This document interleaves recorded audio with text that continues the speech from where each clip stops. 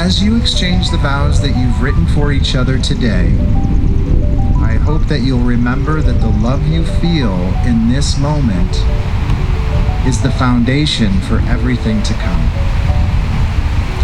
It is a love that will evolve, deepen, and brighten with every passing year.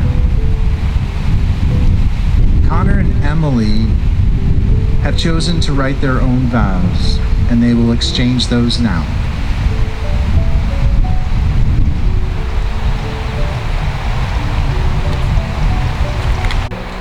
I promise to always give you a kiss before going to work, even if we are upset.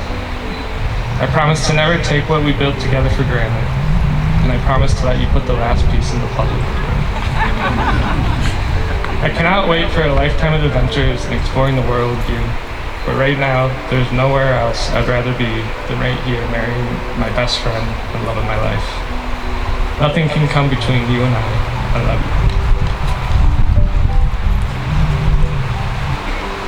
you. Your love has somehow both softened me and strengthened me. You've softened the edges of my personality that feel opposite to yours. I breathe easier with you around, and am learning to let life happen rather than try to control it. You've empowered me to hone into the parts of me that are similar to your best attributes: strength, resilience, effort. When we first started dating, you grew on me, and our early relationship was full of one-mores. I kept thinking to myself, one more date and we'll see what happens.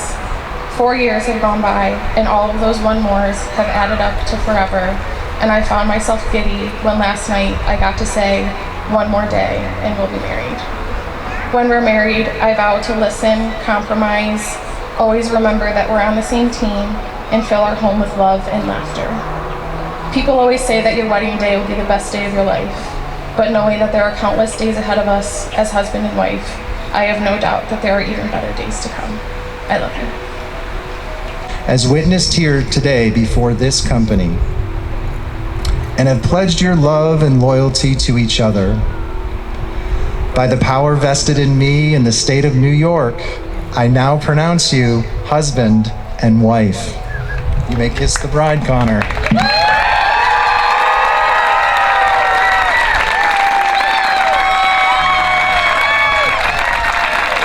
Family and friends, it is my distinct honor for the very first time to present to you Mr. and Mrs. Connor and Emily Hickson.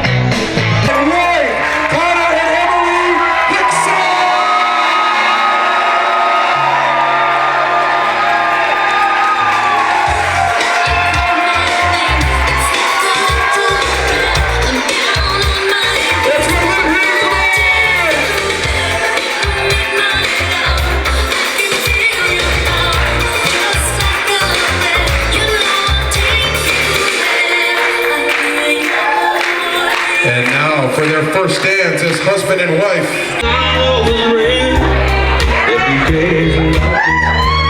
When there's no one complaining, there'll be days like this. Everything falls into place like the flick of a switch. Well, my mama told me there'll be days like this. Well, you don't need to worry, there'll be days like this. When no one's in a hurry, there'll be days like this. When you don't get betrayed by that old Judas cuss. Oh, my mama told me there'll be days like this. When you don't need an answer, there'll be days like this. When you don't need a chance, there'll be days like this. When all the parts of the puzzle start to look like they fit, well, must remember, there'll be days like this.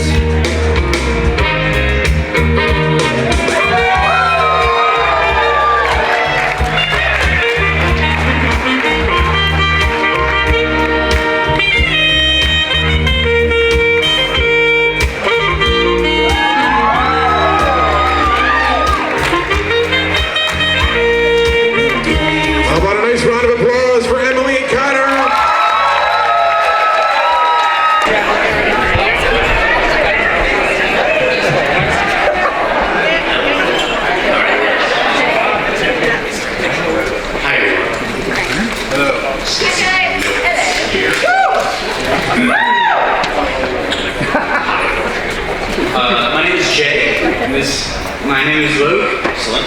And we are honored and very nervous to be standing here right now. We have both known Connor since the second grade, which... Okay, yeah, you can clap if you want.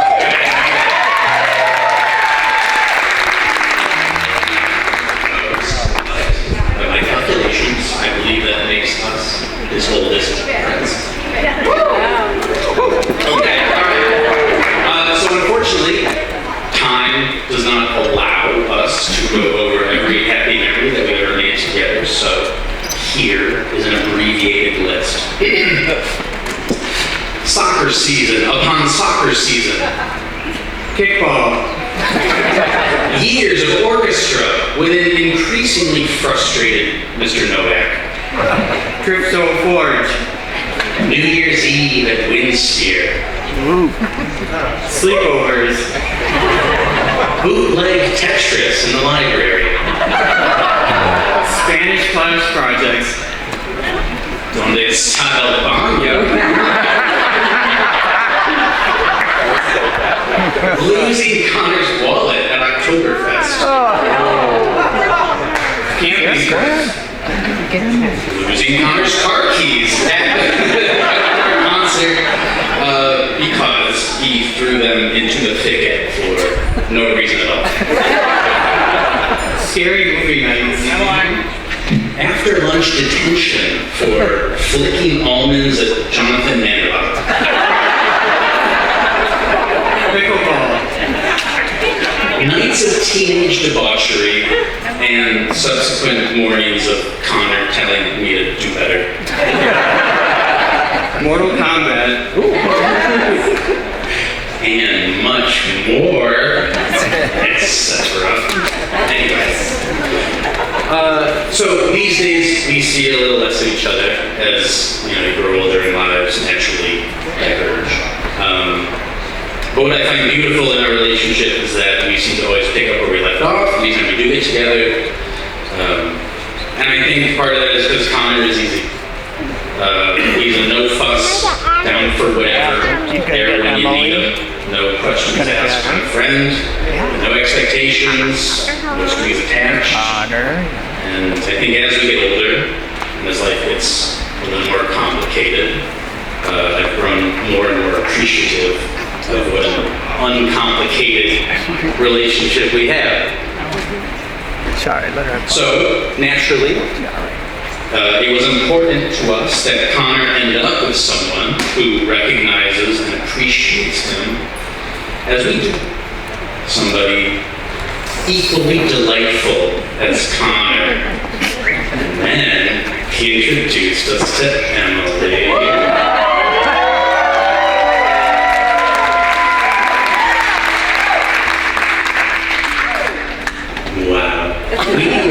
We were sold from the start.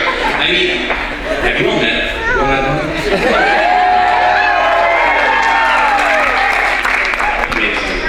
Amazing.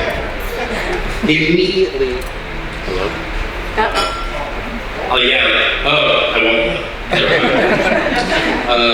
Immediately friendly, charming, and bubbly.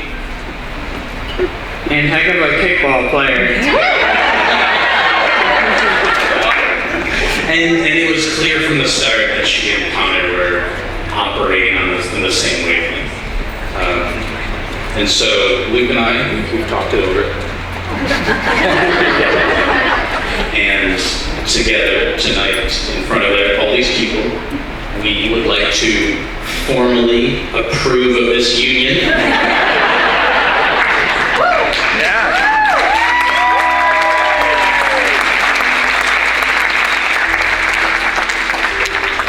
You two of our favorite people. We love you dearly, and so here's wishing you the lifetime of happiness that you both deserve. Cheers to Carmen and Emily.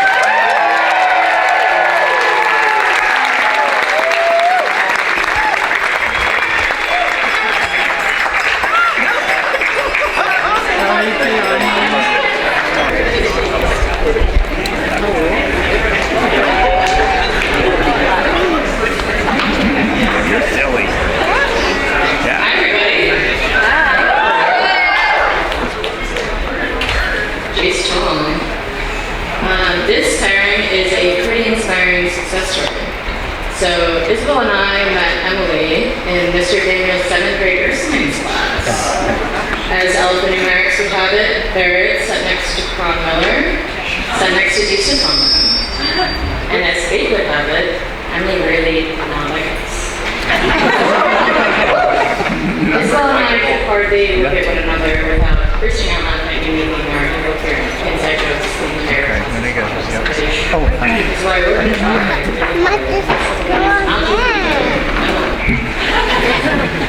Point being, sometimes love doesn't tweak on the first try. Similarly, Emily wasn't sure what on their first meeting. But rest assured, by their third date, she was pissed around the dragonfly when she loved them for the first time. Classy women always wait for the third date. I think that story shows that Emily's not someone who's afraid to say what's on her mind or exactly what she's thinking. Oftentimes without thinking about it, she just lets it out. I was there that night at Dragonfly, and I paid close attention to how Connor reacted. He smiled with her, he joked about it, and said, "You're just not going to remember it until this next time." And of course she didn't. But Connor never freaked out. He continued to stand by her the rest of the night, and just joked about it for the next day. So it was this unconditional acceptance so early on that had me convinced that these two were in it for the long haul. And this is something I always hoped she would find from a partner, because it's how she always made me feel. She accepted and supported me through everything, no matter how crazy or irrational I was. She never made me feel like any less, so that was something that was going to be non-negotiable in her partner, and Connor absolutely checks that box. For sure. Absolutely. Even after all this time of knowing Emily, she's still incredibly hard to read. Her commitment to the vibe and refusal to be the buzzkill makes her take suffering in silence to new heights. One time we were on a flight to Florida, and there's a nervous flyer, and we're on the tarmac, launching to board the plane. She's going to get her luggage out of the overhead, and she hands me a little bag. Says, "You know this?" I said, "Sure, it's in the bag." She goes, "Oh, I threw up in it earlier."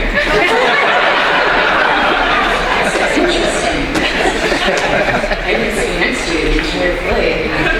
I didn't even know you were ill." Connor really checked in. Anyway, how do you feel right now? One of the reasons why Emily never complains is because she's always prioritizing the feelings of others before her own. Selflessness and compassion come very easy to her, which is why she's not making her throw up someone else's problem. To help everyone picture this even further is one of my favorite memories of Emily. It was Thanksgiving Eve in college. We were going out, and she sat up front with our Uber driver, again, selfless, taking up for the team, because she knows how much anxiety that causes me. She started up a conversation with the Uber driver like she does. Found out that this man didn't have plans tomorrow, so without hesitation, Emily immediately invites this man and his entire family over to her family's for Thanksgiving. Just now wanting him to be alone for the holiday, so I think that just kind of shows the kind of person she is. So Connor, if someone shows up for dinner randomly, you'll know who to blame. In a similar moment of drunken earnest at her bachelorette party, Emily told our little friend group that she learned quite a bit about love from us growing up. Keith Schroeder, I don't know if you know Keith. Is Keith here? Thanks for showing up, Keith.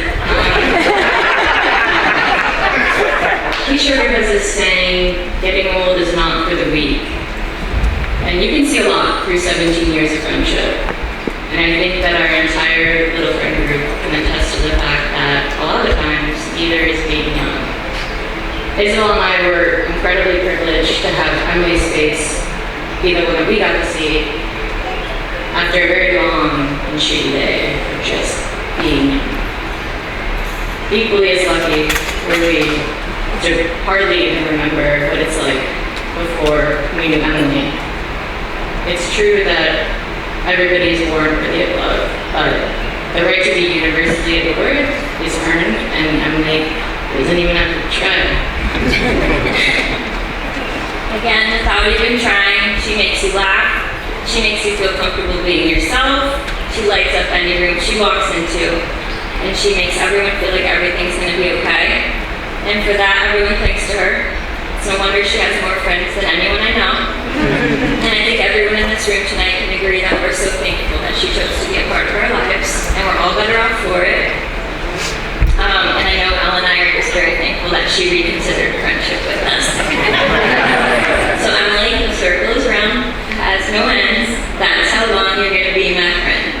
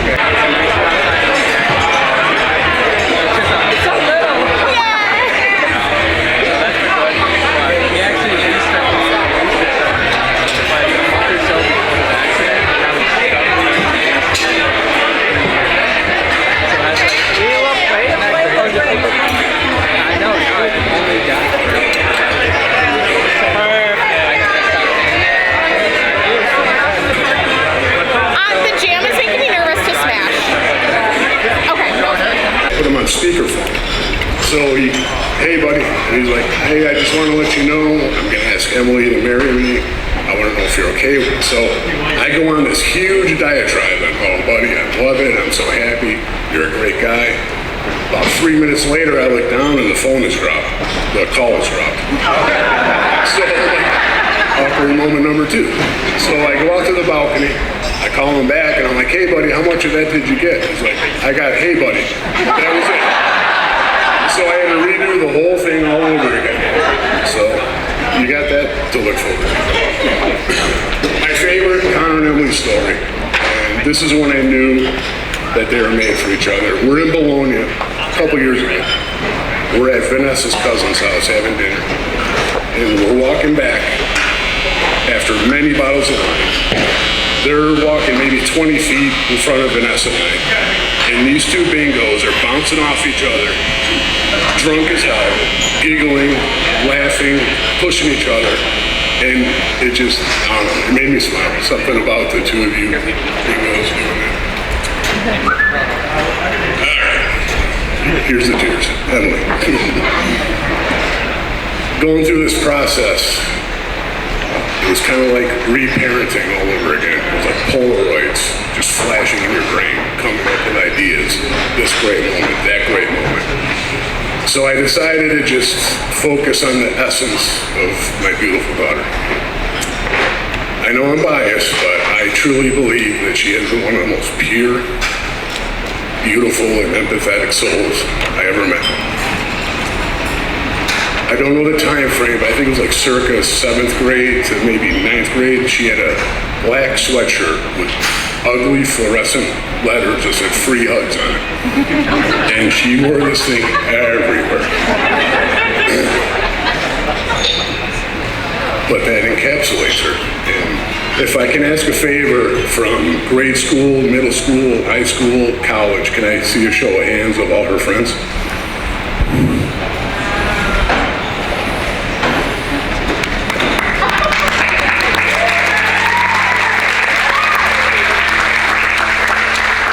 That's you, kiddo. And sorority sisters, can you raise your hand? I've been to your party basement. I hope all your tennis shots are up to date. Just saying. I'm a very fortunate man. I have a great family. I've been to a lot of great places in this life, but the most fortunate I ever feel is when I call Emily and she answers the phone, which she doesn't do a lot. But when she does, I hear that high-pitched voice saying, "Hi, Daddy." God, I will never thank him. All right, Mr. and Mrs. Hicksonall, salute.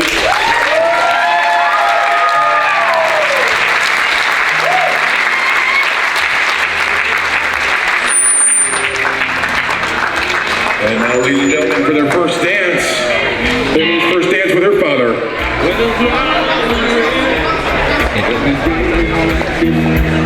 When there's no one complaining, there'll be days like this.